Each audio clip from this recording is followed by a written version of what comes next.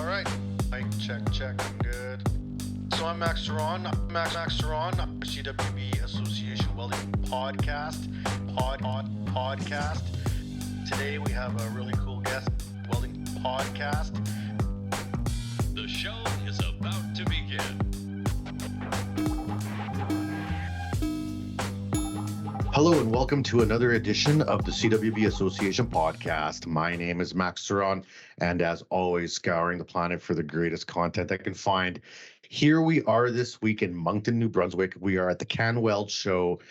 This is our yearly annual show that we do here for the CWB group, and we're having lots of fun. We got speakers from all over the world. We got a number of fantastic people that have come here to do presentations. We got sponsors, we got vendors, we got tables, and we have a bunch of great events that have been happening. So as part of that, we have pulled in Jim Hansen here, who's going to talk to us. He's a project engineer at EWI, and I'm going to grill the guy. How's it going?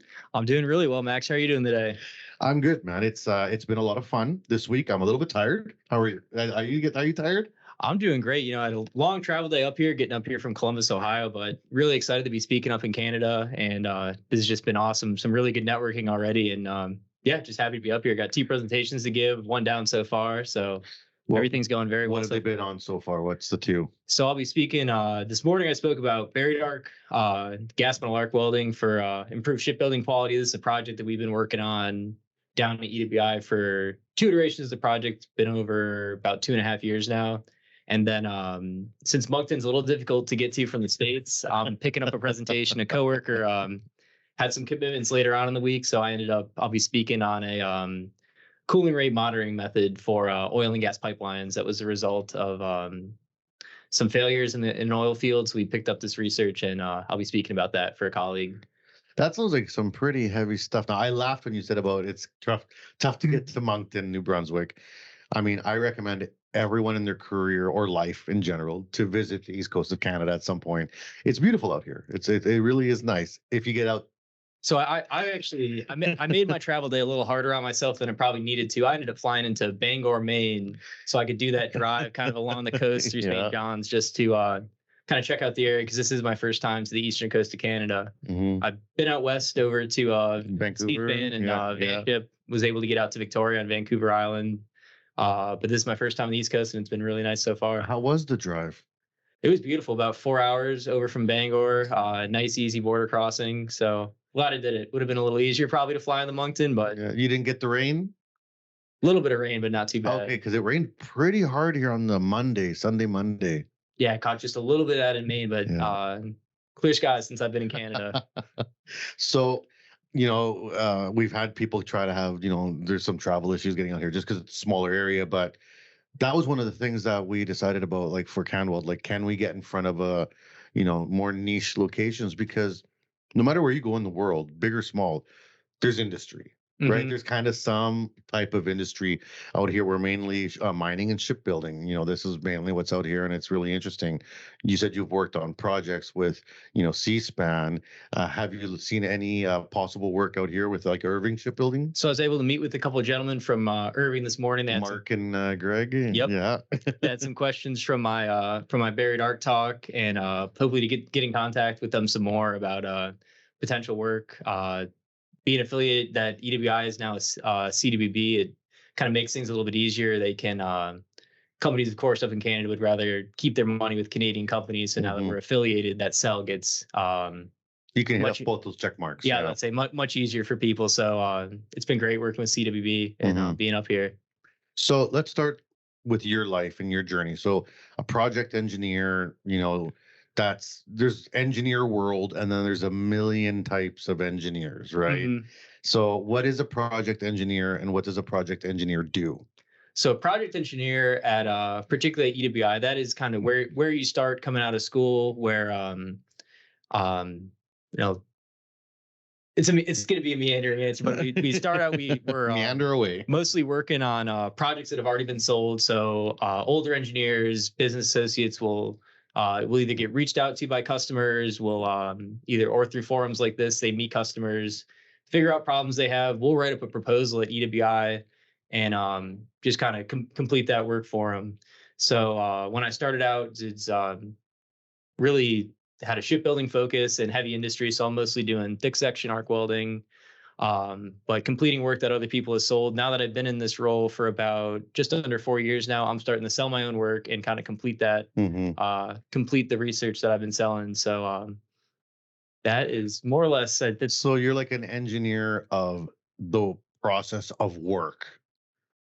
Yeah, I think that'd be a good way to say it. We're working at EWI, since there's such a range of arc welding processes. Even once you get into the arc welding group, there's a million other pieces to it. You got to be good at a lot of stuff, and being able to run like a sub arc process one day and then pop over to maybe you're working flux core welding on a cobot the next day. So it's kind of being nimble and being able to adapt across the range of arc welding processes, just because we're seeing different stuff all the time.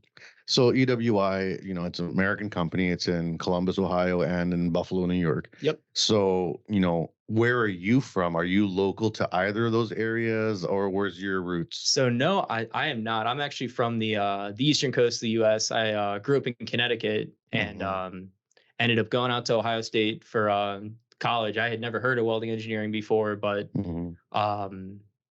I got incredibly lucky and kind of met some people in welding engineering my first semester at OSU. And I was never going to be a kind of person that could sit behind a desk all the time. I really liked like that hands-on lab work and being in a manufacturing environment. So second semester at OSU, I switched in the welding engineering program and have really not looked back. Not looked back whatsoever. It has been a lot of fun. I love being down in the lab, being able to go hands-on weld, work with robots.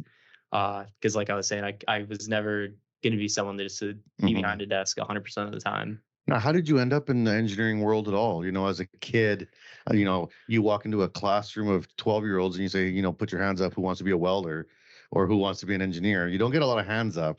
Everybody wants to be a firefighter or something weird. Oh, okay. Max, I didn't really have another option but to be an engineer. So both my parents are materials engineers. My mom was a ceramicist, and then my dad is a metallurgical engineer. So we're doing math workbooks every summer. They really you're going to be an engineer, son. Without saying that, is more or less how it went. So they really kind of coached us up and did a good job like showing me like what you can achieve being an engineer. And I always like building stuff and just kind of went from there. When you first went to university, then you went there to be an engineer. What kind of engineer did you see yourself being before you knew about weld engineering? I really didn't know, so I just went in mechanical. I'm like, I like building stuff. Let's figure out something with this. And then kind of once I got my eyes open to the field of welding engineering, because at least in the States, there's not a lot of schools. So once I kind of realized that was an option, I was like, why haven't I been doing this the whole time? Well, and both your parents must have really thought that would be an interesting, they must have been living vicariously through you back in college, because as a metallurgist, for you to go into like weld engineering, it's like, bro, I know, I know what you're doing. Yeah, right. my dad especially was like super interested, and as I started doing stuff like undergrad research, he'd be way into what I'd be working on. He's just finishing up, getting ready to retire as a materials engineer at Pratt & Whitney out in Connecticut. So and your mom is a ceramicist, which is also crystal structure, also lattices and grains, and so it's not much of a stretch there either. No, not at all. And so she a lot of the ceramic stuff goes over my head, but she did that for 5 years, had kids. Engineering wasn't really for her after that. So she ended up going back and is a special needs tutor now at the elementary level. So that sounds way harder. I would certainly have to agree with you. But no, she absolutely loves it. Awesome. So you're in school in Ohio and you meet some people that are like, drink the weld engineer juice. You're like, gladly. Yeah. and you start down this program, EWI's in the neighborhood, basically, right? So at that point, was there already like an EWI connection? Is this a place people were doing, internships at and stuff like that? Or did you have plans like, I'm going to finish school, I'm going to go work for Elon or something? Like, I don't know, like what was your plans in terms of your college life? So I didn't really know, and I was pretty flexible until I had my first internship. My sophomore year, I started working in the summers for General Dynamics Electric Boat in their Groton shipyard, and that's what really turned me on the shipbuilding. And I've kind of been doing similar welding engineering work since then. I honestly got lucky because I was going back home to Connecticut every summer, and that's where that shipyard was. So I figured I'll apply here. They were nice enough to accept me, and they did a really, really good job kind of coaching me up and helped me figure out what I want to be interested in. Your path, yeah. And that kind of like high mix, low volume, really intense welding engineering just really a lot of R&D wrapped around everything. Yep. So I was working in their weld development lab. So it was about 60%. There's a problem in production. We got to figure out why it's happening, how to fix it, how are we going to dig it out and complete that repair. And then about 40% of it was true R&D, where there's either a future class of boats or an improvement that someone would like to make, and we got to figure out how are we going to get that new alloy system in, how are we going to mitigate this cracking problem. And when you're talking boats, what are we talking about here?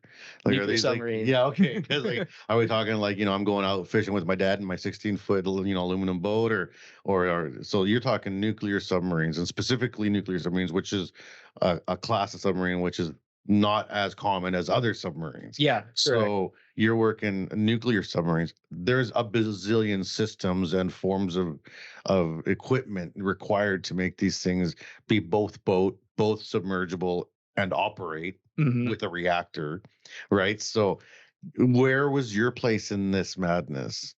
So I can't talk a ton about what I was doing with it being, because they all sank. No. Yeah, let's say I don't want to put my name on that, but no, I mostly worked in the lab. So I'm working with welders, machinists, and just doing a lot of the data recording and just kind of the oversight of the weld programs that we were running. Obviously, they're not having interns do if they've got a critical repair, like the real stuff. A critical repair where every time they cut it out, it's $40,000. I wasn't as close to those operations, but got a lot of really good lab experience, and honestly, being able just that experience working with a wide team, like it's so cool working with everybody from a GED through PhD, and just kind of how to fit in on those kind of teams. And a big part of managing teams is allocating the skill sets in the right place, because everyone's got skills, right? It's just like, where are those skills and how are they going to fit in your work plan, and making sure the right people are there at the right time, right? Now, as an intern, you don't get a lot of say in that, really. It's like you're gonna do this. Yeah, you're gonna do this part. I could not be happier to be doing that. This is, I remember the first time they took me through one of the production bays where they had a boat out of the water, and like somebody had to like pull my jaw off the ground. Well, when I did my first tour of C-SPAN, they had a full-size freighter out of the water on dry dock, and you're looking up at this thing and you're like 1/10 the size of the anchor, and you're like, what? And then the scope of metal work pops in, because as a metal worker myself, then you start to actually look at this thing in terms of like work, like man hours, materials. Like, this is it's over a year to make a boat. Like, you're looking 2 years of 100 people working on this thing full time, and that's nuts. It's insane to think about, but something I've really enjoyed from like the research side is like, if you can make a couple small improvements, the way that snowballs into like cost savings and quality improvements, like you can really kind of have an impact from the engineering side, which is what everybody wants to do, I think. So how long were you there in submarine land? I spent 2 summers in submarine land, and had the option to go back when I graduated, but ended up sticking around OSU for a master's degree, also kind of in the shipbuilding space. Okay. So what was your master's thesis on in the shipbuilding world? I was working for Carderock, which is the U.S. Navy's kind of research lab. They're kind of the governing body for qualification. And then Austell USA down in Mobile, Alabama. I was looking at a gas metal arc welding kind of torch variant to see if they could get away from, I guess, for aluminum. Let me back it up a little bit. Okay. Aluminum gas metal arc welding, pretty traditionally we'll use at least a little bit of helium in the shielding gas to just get a better bead profile, particularly at the A toes. little cleaner penetration. Yep, Yeah. you're getting a more concentric profile, Yeah. but helium's crazy expensive anymore. And almost gone. There's not It's a finite resource, excuse me, that we are flying through from surgical equipment to birthday medical balloons. equipment. Yeah, MRIs use a ton of it. And I live in Saskatchewan in Canada, which has one of the last helium mines on the planet. I did not know that. Yeah, yeah, and it's when they announced it opening a couple of years ago, we're like, cool, another mine. I live in like mining heavy province, so it's like, Yeah. oh, another mine, and they're like, no, it's a helium mine. It's like, oh, okay. It's like the last one. It's like, whoa. Gotta think that'll bring some money into the area. Yeah. It is in such high demand. Mm-hmm. So it's expensive. We want to get away from using it, but still get the same quality. And here's where the spin arc torch comes in. So it's because there's not a lot of options in the gas world aside from like there's not a lot that's completely inert like that. So yeah, there's not much you can do. So we wanted to match that quality with 100% argon. Mm-hmm. So my research professor, Dr. Dennis Harwig, I'd proposed this work with a spin arc torch, which is where the actual contact tip will rotate as it moves down the joint, and that kind of spreads out the heat to improve that penetration profile at the nose. We found that for the penetration profile, it worked really well.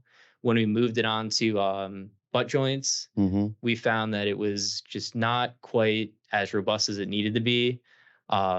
Again, my grad school got a little bit impacted by COVID, so that also it would have been nice to finish a couple of tests, but it's been almost like 8 months kicked out of the lab. So yeah, right. I was able to get some findings and just wasn't quite ready for that shipyard implementation. The spin arc concept, like it's interesting to me, but the welder in me wants to say that's not going to do much.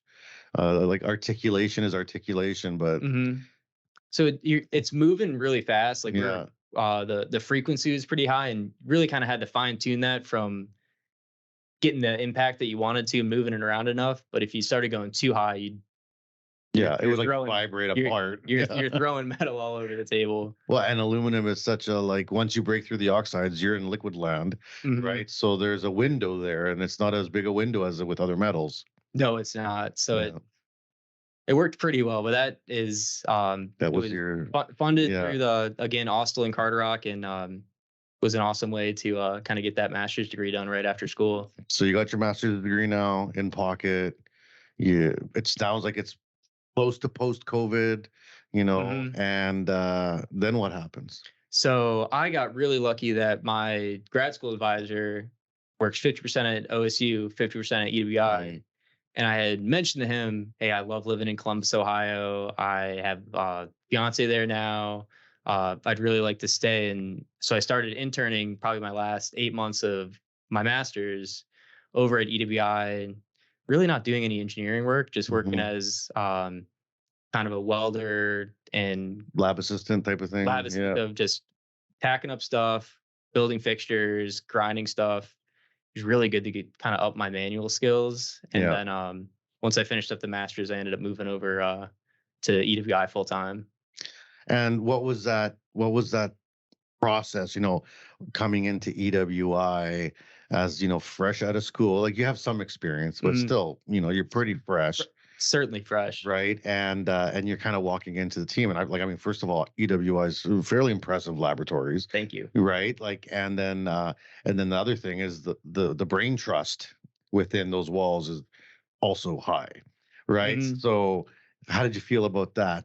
Was it a little bit overwhelming, or were you in this is where I need to be kind of thing? I'll answer that and say both, because they were they kind of make a habit of throwing people into the fire right when they start, and they'll see, can you do this project work? Can you multitask between a couple of different things, or can you not? And I was also really lucky that I had some people that were invested in me doing well there, and kind of took the time and certainly moved slower than they would ever have wanted to kind of coach me up and make sure that they were giving me the stuff that I needed. And following along and really understanding everything. They weren't just saying, hey, go do this, or hey, help me out with this. Or like, we're going to do this because, and that just kind of laid the framework for me to start kind of going out and doing that on my own. So with your experience that you had with shipbuilding, and even like working towards that in your masters as kind of a context of what the work you were doing, was that kind of the goal when they hired you to be like, hey, this is kind of what you've done. We have projects that are either coming up or on the go. That's where you need to go. Definitely. So Mhm. EWI, especially when I started, it's moved around a little bit since then. But when I started, we we still do have a ton of U.S. Navy shipbuilding work. Right. So having that experience and being in a shipyard, you definitely get an understanding that it is not like the lab at all. Like stuff has to be able to Done. be beat on. Yeah. Equipment will never be taken care of like it is in the lab. Yeah. Your fit up and just the welding conditions are Suboptimal. to put it nicely. So that kind of just having that background and thinking about that and the qualification too. It's really stringent qualification requirements. So working within that Navy Tech Pub kind of mindset, I think they saw as an asset. And what kind of qualifications are you talking about? Like, is there a whole separate cert world for submarines or boats or Yep. So the Navy and NAVSEA, which is Naval Sea. something? I'm gonna butcher it, so I'm not even gonna take a stab at it. I should know it. But they have qualification documents for the welding, the testing, the inspection, that are really stringent. So just knowing that anything that's getting done in the lab will have to meet those requirements is an added challenge. And I guess we can't qualify stuff at EWI since we're not the shipbuilding, we're not the shipyard. But a lot of these Navy projects, we want to demonstrate the ability to qualify. So we'll run all those qualification tests, mechanicals, all the qualification inspection to give these shipyards a good feeling that once they are in their lab, And in going their to their shipyard, third party or whatever they got to do. exactly, Yeah. they'll be able to do that with some success. And what were some of the projects that you got to work on right off the top? Like, are we talking design?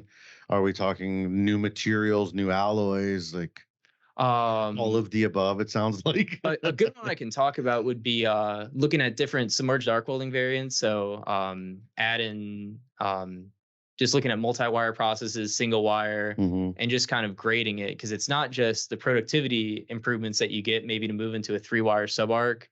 You also have to gauge that this is going to be a lot harder for an operator. There's going to be a bigger capital cost up front. So we just if something goes wrong, it goes wrong bad. It goes wrong a lot worse. Yeah. So it's I ran a sub-arc for years, and we went to a 2-wire because some sales guy came by and was like, you need to double your production with a second wire. It's that easy. Yeah. And here you go. And, we're running it off big, like 500-pound barrels of wire. And I think it was, 532 wire, 2 of them. Huge deposition. Right. So, and we were building up big caster rolls for the steel mill. And it was such a struggle, dude. Like we struggled. And so like, in the end, we figured out the fix, but not because of it was like trial and error, and how much thousands of dollars wasted during this trial and error time. Because what would happen is that the wires will pull towards each other. There was just a natural magnetic pull that these wires would slowly, as they got hotter, pull towards each other, and then they would arc and they would blow out the whole head. And it was like $8,000 a head or whatever. And after like the third one blown in a week, it's like, okay, what are we doing wrong? And then finally someone was like, why don't we try running this on AC? And it was like, dun, dun, dun, dun. Both AC, or were you running DC lead? Yeah, DC lead, AC trail. And that was the ticket, which was nice because we actually had a 2 power source setup that we had chained. It worked out perfect. You unchain them, and then it worked out. And that's not a trivial process in of itself. No, and this is like the 90s, man. Like, I mean, things no power wave manager. No. And it was a really good experience for me from a very simple on the floor, like new product, supposed to be awesome, doesn't work. Now at EWI, what you're doing is you're trying to stop that heartache from happening before they even make that capital investment. Right. And say, that's right. And not just looking at how easy is it to run, how much deposition rate can you run. We'll do stuff like structured blue light scans, like what is distorting the most, because especially on some of these thicker plate subarc welds, it's really hard to straighten plates Oh, after for sure. they are And the thicker it is, the more it moves. they are welded. So just kind of with that many balls in the air, how can we put all this information together and provide a company with a recommendation on what they should go with? Yeah, 3-wire. I don't know why I've never even seen a 3-wire subarc setup. Is it common now? Is that a thing everywhere? I don't know if it's common. Is there more than 3-wire subarc setups? So I'm learning right now. we just got a 4-wire setup actually in our lab. We don't have the 3-wire. We just jumped to 4. But it's kind of a funky one. It's that new ESOP ice system. I don't know how much you've seen about this. It's a tandem torch, so 2 wires through one contact tip, running off one power supply, and they feed a cold wire through the middle that kind of melts filler that melts between the 2 arcs. Okay. So it's you're punching up your deposition rate without changing your heat input. Right, but you're gonna have a heat draw there. You will have a heat draw, and they've got programs optimized for it, and that cold wire feed, they'll let you adjust. So if you're, depending on where you're at, maybe you can back it off. Or you're filling a joint. If you need a bunch of fill, you can crank that all the way up. If you really just need a little bit to get this joint filled, you can kind of roll that cold wire back. So 4-wire, that's 3 wires. Okay, and then where's the 4th? I'd say your math is spot on. The 4th one is just another traditional subarc torch right in front. Okay. That can run in can be synced up and run in tandem with. But offset, I'd imagine, on the puddle, or it would be like a dead offset lead. just a little bit. Okay. So that'll be your lead, which you'll punch with the DC, and then that back ice system. Traditionally run AC to kind of give you that fill. Yeah, because I have seen now that most multi-wire systems do recommend AC, which we learned the hard way. But but you don't get the heat with AC. Like, I mean, no matter how you spin it, you don't get quite that punch in there. So, and that's it. I need to see that. I'm gonna be in Buffalo. You said this is Columbus, so, right? Columbus. Dang it! I'm gonna be in Buffalo in December. I would say that's a cold time to be in Buffalo, but you guys are used to it up here. Yeah, that's not a thing for us. It's like, what? It'll be way nicer there than from where I live.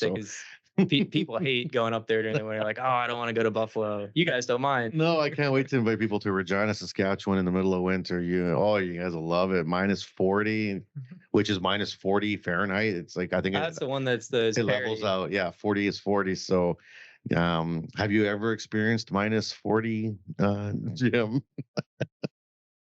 I don't think so. I might have come close. I think it was maybe -20 the first time my parents took me skiing. Yeah, but that was with wind chill and yeah. Oh yeah, we got to add wind chill. That's a whole nother game. No, I have not. All right, well, let's take a quick moment here for our sponsors, because when I get back, I want to hear kind of on what your take is on the conference here at CanWeld in Moncton, and also your talks and what's going on going forward. So we'll be right back here on the CWB Association podcast. I'm here with Jim Hansen, and don't go anywhere. The CWB Association is new and improved and focused on you. We offer a free membership with lots of benefits to anyone interested in joining an association that is passionate about welding. We are committed to educating, informing, and connecting our workforce. Gain access to your free digital publication of the Weld magazine, free online training, conferences, and lots of giveaways. Reach out to your local CWB Association chapter today to connect with other welding professionals and share welding as a trade in your community. Build your career, stay informed, and support the Canadian welding industry. Join today and learn more at cwbassociation.org. And we are back here with Jim Hansen from EWI, who works in the Columbus, Ohio office or lab, research center. Whatever you want to call it. And we were talking about, well, number one, he was teaching me about new subarcs, which not a lot of people get excited about subarc, but I had to run one for like 6 years as a young apprentice. And I, at the time, was like, this is so boring. I hate this. But now, 20 years later, subarc is making a huge comeback. And I'm like, I know how to operate those machines, like, and what they do, and how, if you get porosity in subarc, you got some serious problems. You're grinding and gouging for the next day. Thank you very much. That pinhole is an inch deep. That's not a fun job. That is not a fun job, but one that sometimes we have to learn to do. Yep. So you're at EWI. You're learning at at this point you're kind of working with a team on what when you first started, like in terms of shipbuilding, or what was it that your first projects were about? Mostly shipbuilding and heavy industry. So a lot of sometimes equipment manufacturers, but really started off with shipbuilding. I mean, there's kind of two main programs that we really access that kind of research money through the Navy. Mhm. We've got our NSRP panel projects. So those run at 150K, 1 year duration. It's technology that's really close to being ready to get implemented. Mhm. And we just need to screen it, develop it a little bit more. Those are the smaller ones. And that's really what I started out doing as like, I would be running the program. Yeah. And then our Navy Mantech projects, these are multi-million-dollar programs, multi-year. And with those, I'd kind of start up as like a secondary engineer where I'd be kind of getting direction from someone who had far more experience and just kind of help out where I could, mostly in the lab, working with our team of technicians. So if you were to talk to a layman, someone who doesn't really know much about steel industry at a hardcore level, but say they're a welder or work in manufacturing, and they were to ask, is there a difference between the steel that's used on a ship versus the steel that is used, say, in a car or structural for a building? Is there, and what would it be? So structural for most parts of the boat, there probably isn't a huge difference. You might get a little bit more alloying with like an HSLA 65 as a steel that's commonly used. When you start moving to stuff like, I guess more critical steels, there might be some more alloying and maybe a little difference with how it welds, but Is weight an issue when you're looking at boats? Like, are you look at that and be like, I have to go with light materials because floating, or because like and like I worked in mining, so it was always like we're looking for the most corrosive resistant materials, and then everyone jumped on the stainless steel train, and then the duplexes and all this madness. But stainless is so heavy and expensive that those costs and weights kind of limited the use of the material. So it was like a big curve where it was like, oh, everyone's on stainless steel. That didn't work. So like when you look at boats, what are the materials or the alloys that you gravitate towards? That's another kind of interesting one, just because there's so many different needs from a ship, because it's got to be light so it can go fast, but it's also got a bunch of seamen on it that need to be protected. So there's and strong enough to, like, what if you hit something or So there's just a lot of kind of competing interests. And I mean, I can't speak as much for the Canadian Navy, but I know the United States will build out of aluminum, steels. So there's a pretty wide range depending on what that vessel needs to accomplish or what the prospective mission is for that class of boat. Yeah. Do you go to the marine conferences ever? Like, have you been to like a Maritech or some of the, like, I know in Canada we have two large ones. There's one actually this week in Vancouver, shipbuilding conference. Sorry to make you be here, but no. I am very happy to be invited up here to Moncton to speak. Yeah. But I've been to the AWS Shipbuilding and Aluminum Conference. I was out in San Diego 2 years ago. Wasn't able to make it to Tsunami this year. That's another Society of Marine Architects and Engineers, I think. But those are the two big ones. And then within the U.S. shipbuilding community in particular, I believe it's pretty open as far as registration goes. But the National Shipbuilding Research Program, they have like an all-panel meeting, and then I am kind of EWI's correspondent for their welding technology panel. So that's how a lot of those ideas for those projects get because that's going to be my next question is like, what's the technology transfer, the IP transfer, the intelligence transfer like in this industry, like the shipbuilding industry? Like, I've worked with Ceron, Irving, Heddle, and I sit on a couple marine advisory committees for welding, and it's a whole nother like set of rules, different set of qualifications. I was at a conference and they're showing an all aluminum tugboat that's electric, like not like a completely electric all aluminum tugboat. And in my head, none of those words mean tugboat. Like, how is this thing lighter than anything, all electric, and pulling still has the payload? That's right. It still has the payload to be a tugboat. Like, that's kind of like the opposite of what a tugboat should be in my mind. But obviously it works, and obviously it's out there. So that really made me start thinking, that example being like, Well, how hardcore like do these do they get on the weird spectrum of design? Like, are people making DeLorean tugboats like complete stainless steel and it will never rust? Like, because seawater, salt water, like Yeah. it are these, do you guys get to play with some of those like extremes? The design side, not really. No. Which is too bad because you can really Get weird. get incredibly weird. But we're more looking at stuff that occasionally the Mantex will get kind of like a moonshot that's of ways from being implemented, but a lot of the stuff that I see day to day is stuff that's It's close. close. Maybe it's been shown in other industries to be successful. Like I can talk about a shipbuilding project we're doing now. One of the filler wire manufacturers has seen some good luck in another industry with this reduced silicate electrode that they have. Okay. Cleaning silicates is a pain, Yeah, particularly when yeah. you're doing Clean multi-pass them. welding. Just bury them. No one will know. The X-ray always finds. What's that black spot? I don't know. We put that there.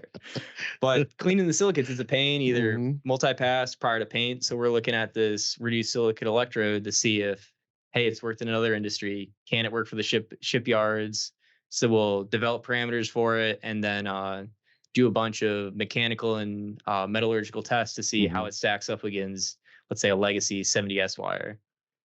And that stuff, like the research side, it's like there always feels like there's a disconnect between welders and engineers, just at a base level. Just saying, welders don't really speak on the same language as engineers, even though they're working literally on the same project. Like this is like we need each other. Now you're kind of past that point. You're not the engineer at the shop, right? Yeah. You're not the engineer that's building the blueprints and putting the weld symbols for the fabricator. You're in a space where you get to kind of play. Yeah, right? I lean on like our welding techs so heavy. It's like you guys have been doing this for I'm pretty young. They've been staring at these arcs for a long time. So just being able to work through these projects. What do you see? I'm seeing this. Does that make sense? Are you seeing the same thing? And then like turn this knob, adjust this up, and it's like, oh, there goes all my problems. So it's really cool just to kind of have that full comprehensive team. Like I was saying earlier, GED to PhD. It's really cool to be working with everybody. It's like every welder looks at a box of electrodes and sees the recommended amp ratings and is like, who came up with those? Those are never correct. Like some engineer just sitting around. These are never the right. It's like, I'm gonna pick a number outside of that because it's probably better. Like, and that's exactly what I want to know. I'm like, what should I be running at? Yeah. And a welder's only going to be the one that would know how to tell you, right? So now in these projects that you work with EWI, when you come to a conference like CanWeld, are you talking about stuff that's project related for you from an EWI standpoint, or just from a purely, academic engineer angle of stuff that you want to teach other colleagues about things that you know? So it's a mixed bag because sometimes there'll be technology areas where we're developing, we're seeing good results, and we really want to get it out there. And that's where someone a little bit along will come down and say, like CanWeld, one of our managers, like, you've been doing a lot of shipbuilding work. We've been seeing some good results for this process. I think it'd be really good to kind of get in front of a new audience that's shipbuilding and certainly has a heavy industry component and discuss it. And other ones, because we are paying attention to what conferences are happening, there will be work that I'm doing. I'll say, I think this would be really applicable. Maybe it's a project, maybe it's internal research that we're doing on our own, but I'd like to go talk about this and see if we can either drum up business or just, sometimes people will come up after a talk and be like, why aren't you looking at it this way on some internal research? And it's like, wow, yeah. Like, why am I not doing that? Yeah, no, bouncing good ideas off smart people is a really good way to make better ideas. Yeah, it's been great to talk to, even just after speaking this morning, talk to some other people that are like, why aren't you looking at this? Like, have you thought about fixing that issue you're talking about this way? And it's just, it's awesome to be around a lot of smart people. Yeah. Now, what was your first presentation today? You said you have two. So what was the one you did already? So the first one was the buried arc, gas metal arc welding for improved shipbuilding quality. That was, it's an OTC process variant, allowing us to go to thick diameter electrodes on weld up to half an inch thick in a single pass. So we're able to really boost productivity while still getting a visually acceptable weld. And mechanicals have been Good. pretty good so far. Yeah. We've had some Sharpie concerns on Cooling rates too high or what? it's a hot process, and we're starting to investigate a new electrode that'll give us that better Sharpie properties at the higher heat input. So that's some research we're doing. Or currently. silica. No. Dang it, no. You're gonna need a jackhammer to get those off. Now, what do you mean by buried arc for the people that are listening? Like, what does that? You say buried arc, and does that mean I'm welding underground or? Almost. No, not quite. So the buried arc, you can run. This is a specific power supply to let you run the buried arc, but buried arc has kind of been a colloquial term for when your electrode goes down to the workpiece, and that arc is really beneath the top of the plates that you're welding. So like going into a groove, yeah, for example? going into a groove. We can run square butts as well. But you're not touching the edges, you're hitting the bottom. Yeah, you're hitting the bottom. And the way that OTC is doing that is through precise wire feed and waveform control, just letting you run these thick electrodes and get these relatively thick plates done in a single pass. How thick of an electrode are we talking here? This is a wire-fed process, right? It's a wire-fed process. Yeah. We can run both 052 and 062, and that's in inches. And that's not crazy. That's not crazy. That's not crazy, yeah. Especially sub-arc background. You're used to that kind of wire diameter. Yeah, we haven't run 1/8 yet, but I mean, lots of, like, if you look at the iron workers, they're running all 5.2 out on the field for their flux cores because, well, you just have more flux, so yeah, just runs better. You're getting that protection out in the field. But for a solid wire, people don't generally get much bigger than 0.45 unless they have to, unless they're like cladding or build up or something and they're machining it off because of the heat concerns. Like you're piling in a freaking ton of amps. You can only run this buried arc in the flat position because it'd be raining metal. Yeah, it'd be like trying to make water stick to the wall, right? Yeah, it'd just fall right out of there. Yeah. But flat position, it's worked well, really well, honestly. And now this wire that you're practicing with, why would you just not, or what would be the benefit you're looking to gain from not just running an 052, ER70S-6 at ridiculous speed? I can crank it to ridiculous speed, sure. What's the gain that you're trying to find? Just getting a really the welds come out beautifully. We were able to do for a 3/8 inch thick plate, we can do no edge prep and just do that square butt joint and just go. And it's really resistant.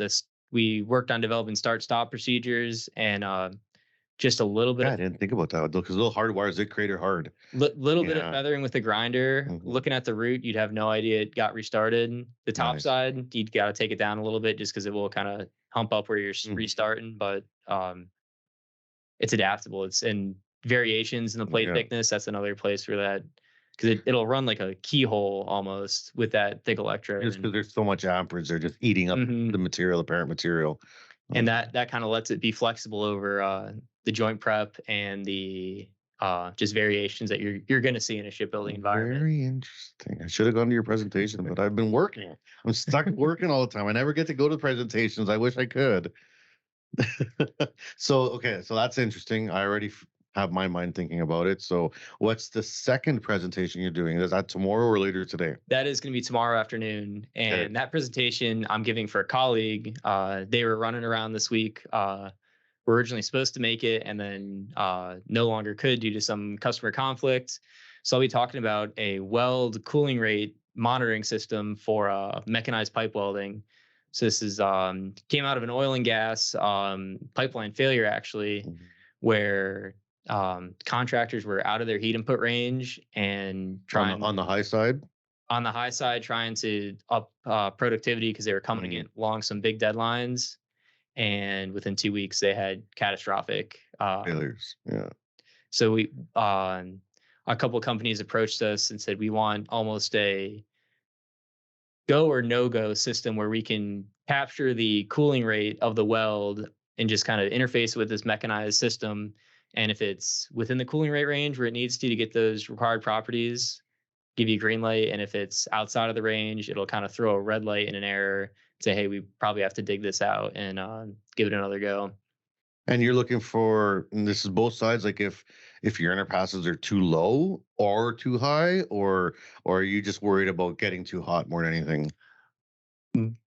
Mostly worried about getting too hot, and it's not as much the feedback loop that we're working on with this project. It's being able to get either an IR camera or a spot sensor in these narrow groove Okay, pipe yeah. design. So that's been the biggest thing, and also with Like a lot of infrared cam or yeah, a lot of the IR cameras, surface condition is a huge factor. yeah, because they reflect. And you've got reflections from the Yeah. inside of the joint. So just kind of one, finding the right sensor, and two, being able to calibrate it and use that data to And not have like data sets from like a little bit of spatter or a grind spot that was shiny. exactly, Yeah. where you can completely throw it off. So being able to get enough data points where you can average, and then And those IR cameras basically, in my experience, suck to work on aluminum because of its reflectivity. Like it's almost impossible. Like, and there's so much to kind of that emissivity to get that dialed in where it'll be useful. So we're plunging thermocouples all over the place, just trying to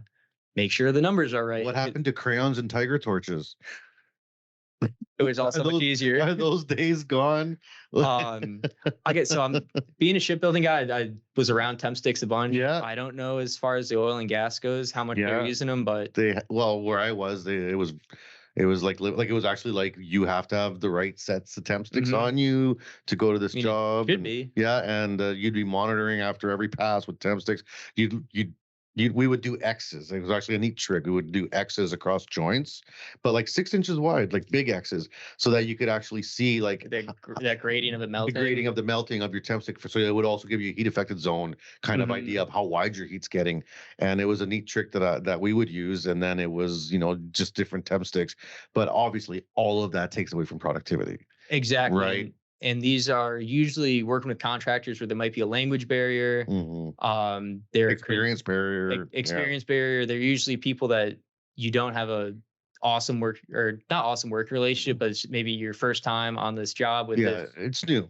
Exactly. So being able just to have it integrated with the mechanized system and just be continuously giving you that feedback loop, then a yes, no. And how mechanized are we talking? Like on the gun, on a tripod, on your helmet? We want it on the tractor, so maybe a little track coming around. Yeah, because they're usually, I don't know if it's Buggo or what tractor brand they're using, but it's all mechanized pipe welding.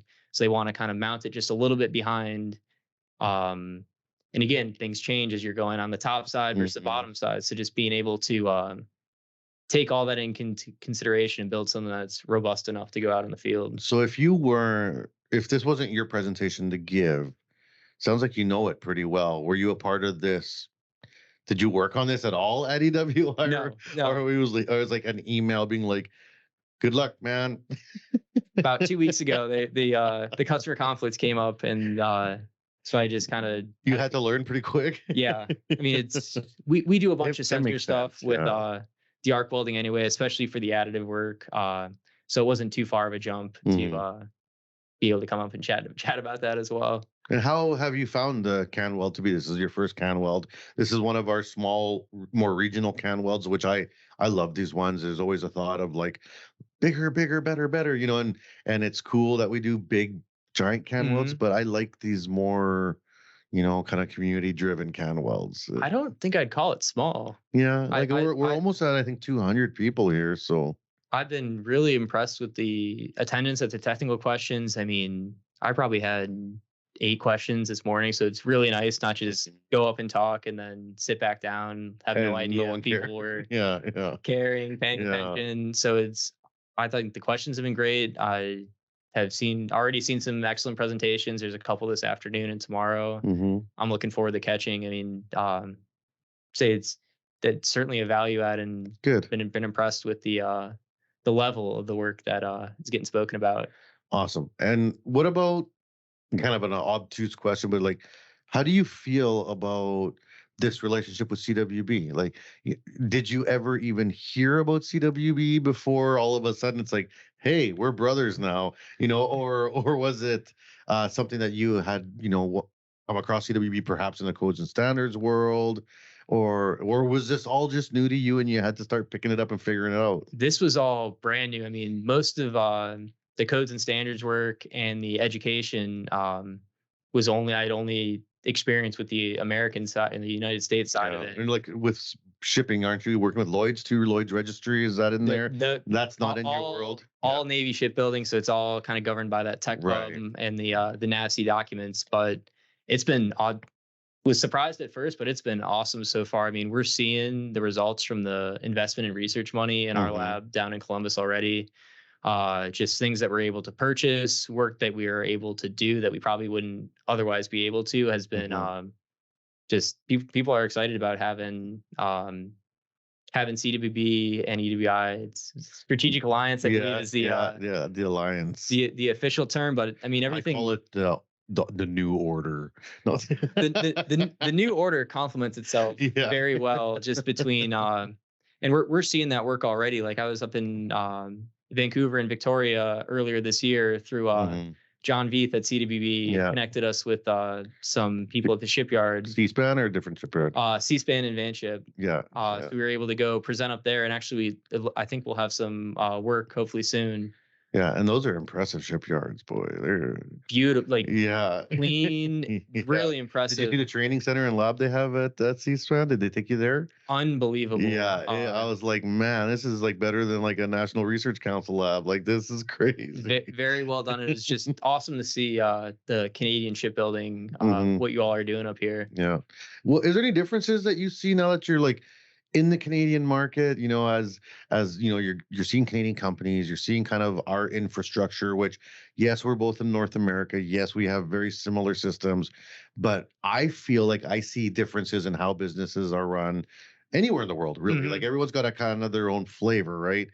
Do you see any, or like even as Canadians or as Canadian business? I really respect the desire to keep research money in Canada, because that's been probably the biggest hurdle that we've had, is convincing someone to work with an American company when there's a Canadian option. That money could be spent in Canada, and that's another place where the CWB affiliation really helps us out, because it kind of gives us that credibility and understanding that we're not just an American company. Like we have just going to take your business. We're building roots in this country and have a good kind of partnership with you all. What about your thoughts on Canadians? Very friendly. I've had so actually my future in-laws are Canadian. Really? My future father-in-law is from Toronto. So been up to Canada a couple of times. They live in the States? Yeah, they live in Cleveland area. Yeah. Oh, I love Cleveland. I'm a Browns fan. I'm sorry. My Browns. What are you talking about? We just beat San Fran. So No, I absolutely love coming up to Canada. I did some backpacking up in Algonquin, north of Toronto last year. So beautiful. Yeah. You're gonna have to come to Saskatchewan sometime. Absolutely. Come in the summer. If you don't like the cold, don't even bother. I don't mind the cold. Okay. But cool. I think I'd take the summer. We got beautiful lakes. I keep telling all the people from AWI, I was like, well, come to my part of the country. We don't get advertised ever, but it's beautiful. So I'd love to. Yeah. Tell some project work and I will be able to find a way to get up there. Mining. We're mining. Mining. Who's the mining person on your team or DWI?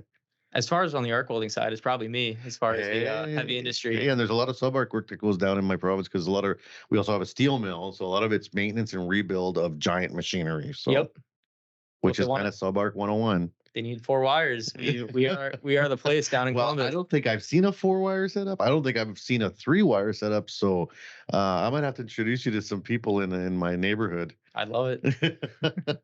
All right. So what do you got planned for the kind of the rest of the week, the rest of the year? What's going on with with Jim in his world? Got a couple really exciting projects that we're kicking off soon in Columbus. I'm actually missing the meeting today.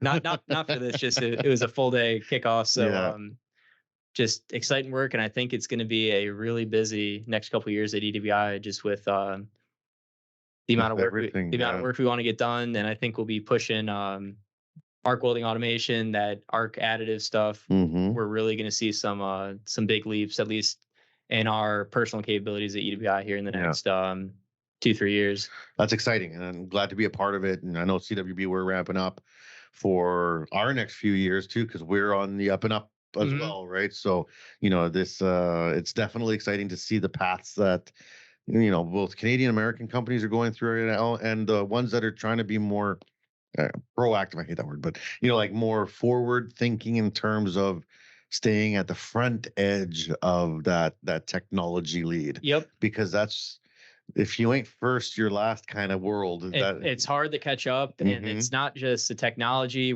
I think we're going to see big differences in health standards in welding here in the next couple of years. You're starting to see it happen in Europe, and it's going to be over here. I was just at a conference before you know where it. it's already like we got presented to us from Ireland and Switzerland, and the whole like policy down changes they're making with industry, where it's like not a choice anymore. This is like government policy. And some of it's already coming into Canadian policy. It's already working its way in. So I went for some of those updates, and I came back to CWB being like, we got some work to do. I would say, because it will be here before you know it. Yeah. And if we're not ready, it's going to be a slog catching up and just getting everything lined up. But I think we're putting ourselves in a good position. Awesome. You're out doing research. Yeah. We're starting to look at with your fume capture, fume analysis. And hydrogen, lots of work in the hydrogen spectrum too. So now that's one I can't speak about. I can. No, but it's pretty cool. There's lots of cool stuff coming out, and we're making strategic partnerships really around the world for some of this stuff. So there's some really, really amazing, intelligent people around the world. And I think that's kind of the biggest mindset change that we've seen with companies like CWB and EWI, just in general, that it's not just about us. It's not just about like, we're going to do this. There's times you have to reach out and be like, okay, who else out there has got kind of the same end game, and what can we do together? Yeah, it's a fun time to be a welding engineer. There's a lot of cool stuff going on. All right, Jim. Well, thank you very much. Is there any shout outs or any hellos you want to say to anybody while you got the mic time? I don't think so. If anyone needs assistance with their arc welding engineering research and development, please give me a call at EWI, and we'd be happy to help you out with your technical challenges. All right, perfect. That's wonderful. And on his behalf, I'll say a shout out to his fiance and her parents from Toronto, because I'm sure he meant to. And of course. Yeah, my wife too, right? Hi, all business for me today. That's fantastic. Thank you for being on the show. Absolutely. And for all the people that have been downloading and listening, I'm not sure how many podcasts we're going to do here at CanWeld. It's I'm running the show out here, so I'm very busy. But we did want to sneak this one in. This was actually supposed to happen in Chicago. I ducked you in Chicago. I had to get down to Texas for a site visit. So we got this one, and we were probably going to do at least one or two more this week. But CanWeld's been super fun. And if you haven't been to a CanWeld, next year, June 11th to 13th in Toronto is the next CanWeld. So make sure you're there to catch us. And that's the big one. So you want to be there. We're there with FabTech, and it's, I think, 5,000 to 6,000 people coming to that one. You definitely want to be a part of that one. So stay tuned and keep listening. Thanks for downloading and sharing. We hope you enjoyed the show.